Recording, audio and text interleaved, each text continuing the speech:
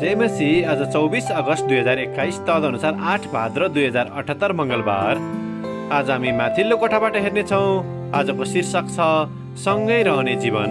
आज हामी परमेश्वरको वचन हिब्रू 10 को 19 देखि 25 सम्म पाठ गर्नेछौँ। यस कारण भाइयो, येशूको रगतद्वारा महापवित्र स्थानमा प्रवेश गर्ने साहस हामीलाई हुन्छ। हाम्रो निम्ति एउटा नयाँ र जीवित मार्ग उहाँले खोलिदिनुभयो, जसको कारण पर्दाद्वारा अर्थात् उहाँको शरीरद्वारा भएर हामी भित्र पस्न सक्छौँ।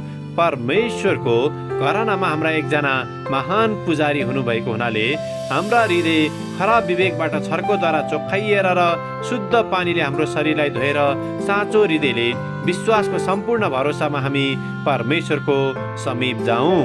हामीले दृढ स्वीकार गरेको आशालाई दोधार नभइकन दरिलोसँग थामिराखौँ, किनकि जसले प्रतिज्ञा गर्नुभयो उहाँ विश्वासयोग्य हुनुहुन्छ। आमेन। हिब्रू 10 को 24 र 25 लाई लेखक यहाँ जोड दिनुहुन्छ। हामी एउटाले अर्कालाई प्रेम र असल कामको निम्ति कसरी उत्साहित गराउने त्यस कुरामाथि विचार गरौँ। कतिजनाको सङ्गतिमा नजाने बानी हुन्छ, तर हामी चाहिँ एकसाथ भेला हुन नछोडौँ।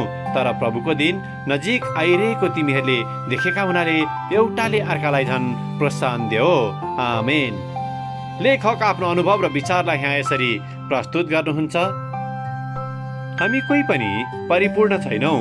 एउटा असल मानिस हुन र परमेश्वरसँग असल सम्बन्ध बनाउनको निम्ति मैले निरन्तर रूपमा उहाँसँग शान्त समय बिताउने, वचन अध्ययन गर्ने र प्रार्थना गर्ने जस्ता नियमित कार्यहरू गर्ने गरेको छु।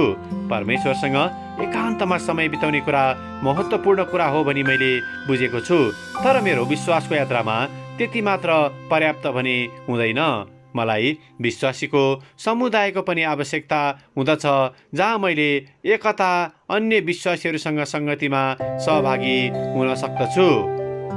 कहिलेकाहीँ परमेश्वर अन्य मानिसहरूको माध्यमद्वारा हामीसँग बोल्नु हुँदछ र उनीहरूसँगको भेटघाट र सङ्गतिको हामीलाई आवश्यकता हुँदछ। त्यसैले हालै आफ्नो मण्डलीको स्तुति प्रशंसाको र जवान सङ्गतिको झुन्डमा सहभागी भएर मैले धेरै कुराहरू सिक्ने अवसर प्राप्त गरेको छु। यसबाट मैले धेरै प्रगति भएको अनुभव गरेको छु, जुन म एक्लैले कहिले गर्न सक्ने थिइनँ। विश्वासी समुदायहरू हामीलाई परमेश्वरबाटको महत्त्वपूर्ण उपहारहरू हुन्, किनभने यसबाट हामीले एकले अर्कालाई सिक्ने, सिकाउने र वृद्धि गर्ने गराउने कुरामा अघि बढ्न र बढाउन सक्दछौँ। विश्वासी समुदायमा जब हामीहरू एकतामा आएर परमेश्वरको सेवा गर्दछौँ, तब परमेश्वरको आवाजलाई हामी एक अर्काको माध्यमबाट पनि सुन्न सक्दछौँ। आमेन। आजको विचार, मेरो विश्वासी समुदायले कसरी मेरो विश्वासमा वृद्धि ल्याएका छन्। प्रार्थना। प्यारो प्रमिलो परमेश्वर, हामीलाई विश्वासी समुदायहरू जुटाउनु भएको निम्ति धन्यवाद। जसै हामीहरू एक अर्कासँग सङ्गतिमा रहँदछौँ, तब तपाईँ हामीमा प्रकट हुनुभएको होस्। येशूको नाउँमा आमेन। आजको लेखक माबुल्ला सबाथ केफास, जर्मनी। आजको प्रार्थनाको विषय मेरो विश्वासी समुदायको निम्ति।